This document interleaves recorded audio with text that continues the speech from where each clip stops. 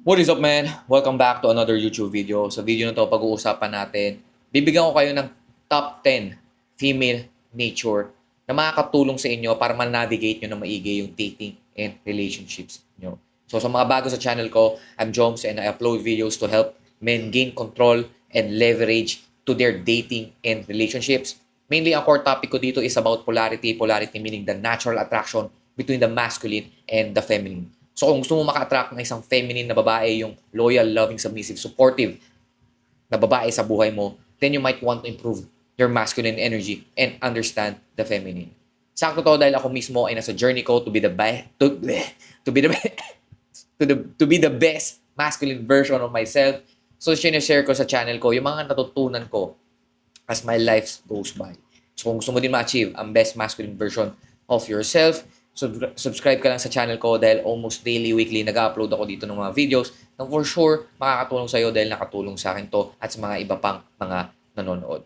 So, back to the video, bibigyan ko kayo ng 10 female nature, okay, na dapat nyo malaman kung gusto nyo magkaroon ng control at leverage when it comes to your dating and relationships. So, first, priority ng babae, okay, the feminine priority, the feminine prioritize the flow of love. Okay? Priority nila ang flow of love. Kung ang priority ng masculine is mission and purpose, the feminine priority is the flow of love in relationship. Okay? So, ang core ng isang babae, okay, ang feminine energy ng babae is fulfilled when love is flowing fully in her life. So, naturally, women are the seeker of love. Okay? Women are the seeker of love. Women are the seeker of security. Ganyan. Kasi hinahanap nila yung love. Tayo mga lalaki, we seek challenge. We seek our mission. We seek our purpose. Okay? Kapag ang isang babae, kahit na sobrang ganda ng career niya, pero pagdating sa bahay niya is walang love, walang flow of love, malungkot pa rin siya. Hindi siya fulfilled. Kapag sa lalaki naman, kahit na sobrang loving ng bahay, ng family niya, pero kung hindi niya na-fulfill yung mission or purpose niya, malungkot pa rin siya. So kasi ang priority ng feminine is the flow of love. So that's why, hindi ka dapat ikaw yung nagmamadali na magkaroon ng commitment ang babae sa'yo. Okay? Hindi dapat ikaw ang nagmamadali na mahalin ka ng isang babae. Kasi kusang ibibigay sa'yo ng babae yan kung nakikita ka niya as her strongest option. Kapag gusto ka niya. Okay? So, you cannot teach her to love you. Ang kailangan mong gawin is be the man that she loves. Yun lang yun. And you can be the man that she loves if you are, number one, you are building your self-sustainable world. Ini-improve mo yung sarili mo for the sake of yourself, hindi para sa kanya. Merong confident ka sa sarili mong skin, meron kang purpose, meron kang mission, and mukha kang nag-enjoy sa pag-abot ng mission or purpose ng mo. Okay? Number two, female nature, feminine nature. The feminine energy is like the ocean. Okay? Parang dagat.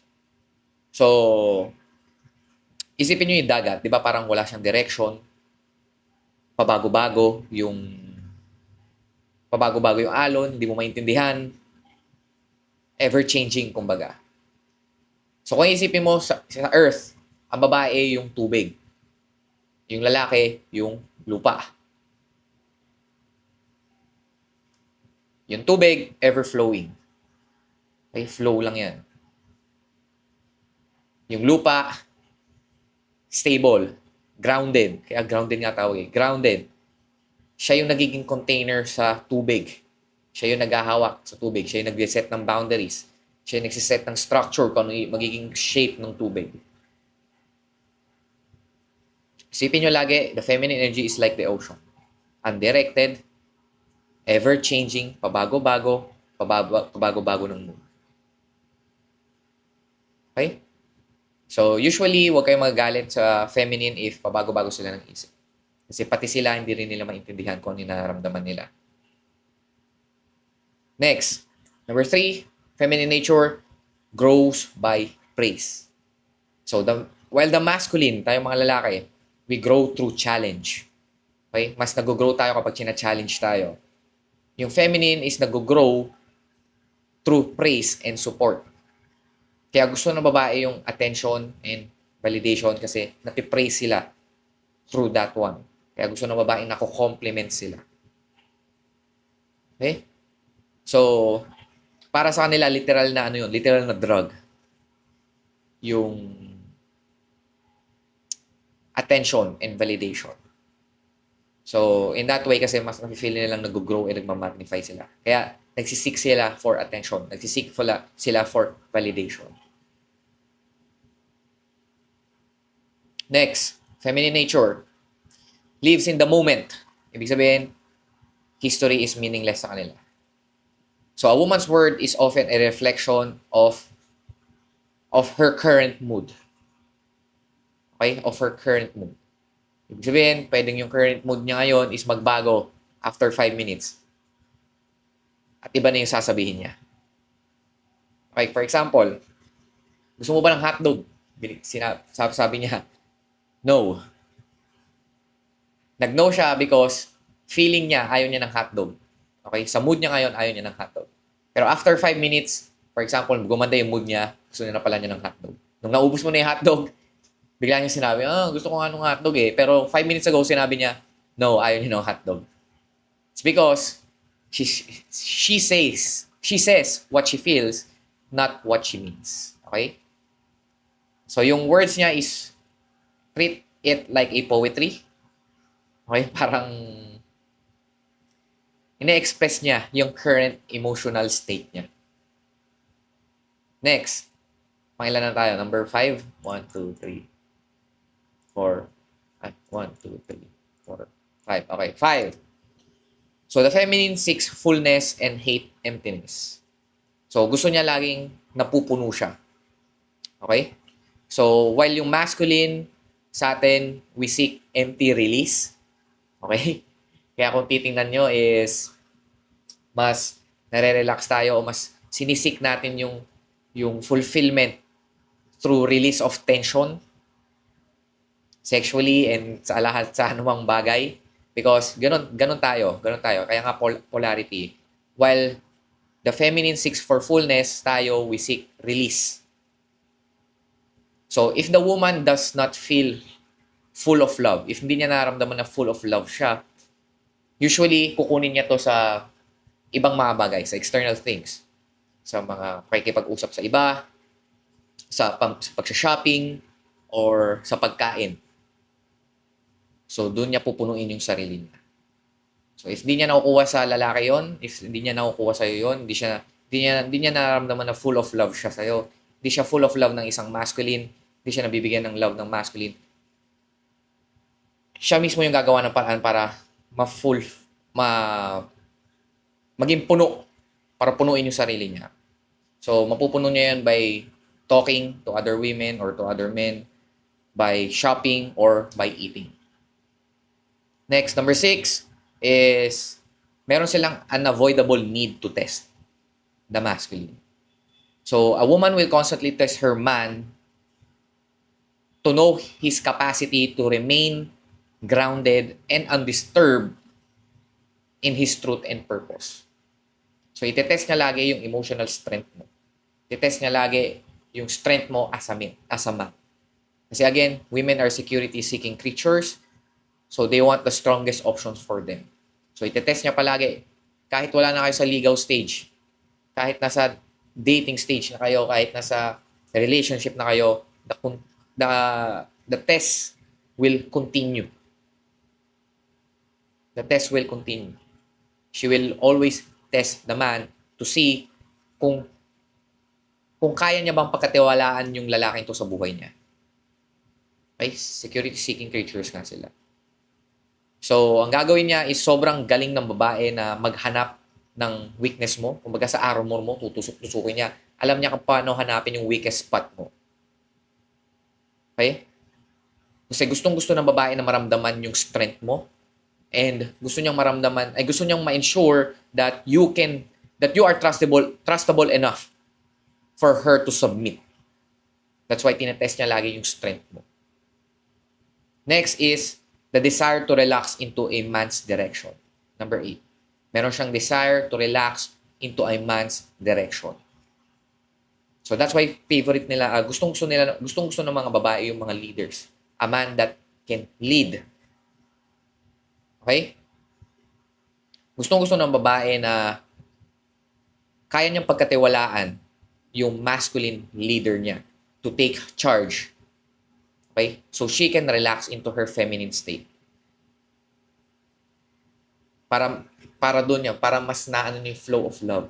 Kasi again, di ba sabi ko nga sa inyo kanina, they seek fullness, flow of love.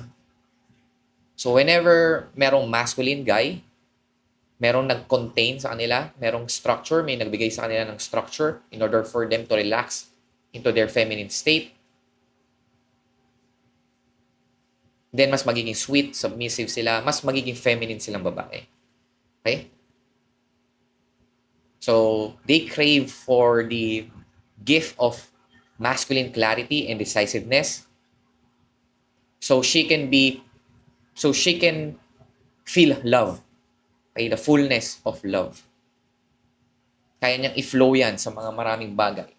Kung titignan niyo yung babae kapag ang pamilya na kapag alam mong nakapag-provide ng structure, nagiging source or provider talaga yung lalaki, is makikita mo sa babae na sobrang feminine pa rin ng wife niya.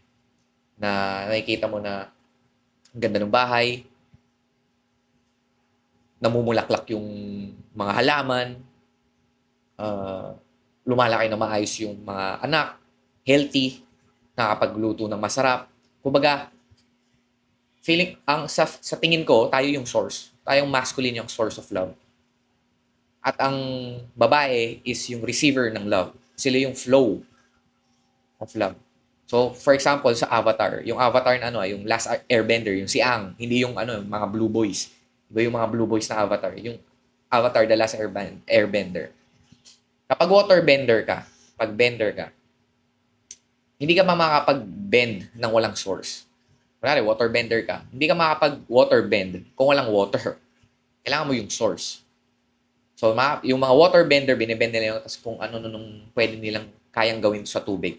Kaya nilang i-amplify yung tubig. Ganun din sa mga firebender, sa mga airbender, sa earthbender. Kailangan nila ng source. And then, sila na bahala kung ano yung gagawin nila dun sa source na yun. Kaya nilang gawing mas maganda pa o mas useful pa. So for me, masculine is the source. Tayo talaga yung source of love. Feminine is the flow of love. Okay? So if you gave her your masculine gifts, yung direction, yung structure, yung leadership, then makaka-relax siya sa feminine energy niya. Mafe-feel niya na love siya. Mafe-feel niya dominated siya. So in that way, mas mag-flow yung love. Hindi lang sa kanya, pero sa structure o sa container na binigay mo sa kanya. Okay? Next, number 9, they always give indirect feedback. So a woman acts as a oracle. Sabihin na natin oracle sila. So ang ginagawa nila is they provide feedback in a way na indirect sa buhay mo. For example, kaya kanilang bigyan ng feedback indirectly kung nakikita nilang hindi ka tutok o hindi ka focus sa mission or sa purpose mo. Kaya kanilang bigyan ng feedback indirectly kung nakikita nilang hindi ka present, wala ka sa masculine energy mo. Usually, yung feedback na to is through their testing and through their complaints, through their nagging, through their challenge, kapag sina-challenge ka nila. Usually, ganun yun.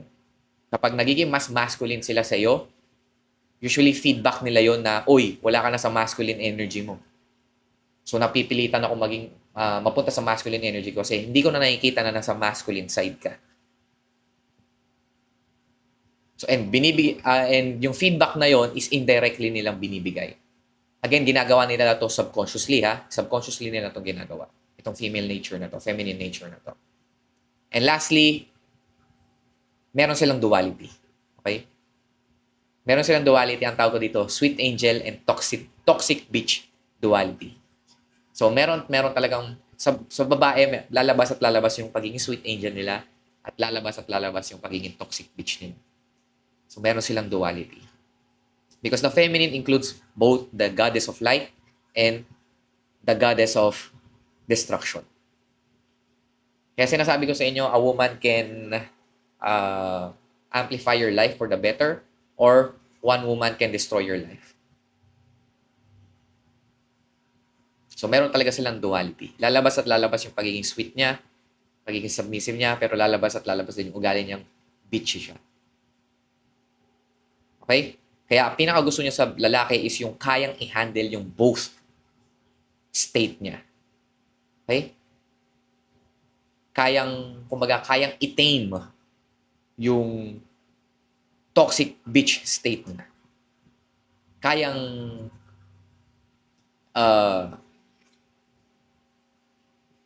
akayin naman yung sweet angel niya, yung parang kayang maging tatay or kayang maging daddy. Kayang maging leader sa sweet angel side niya. Kaya importante na meron kang boundaries talaga.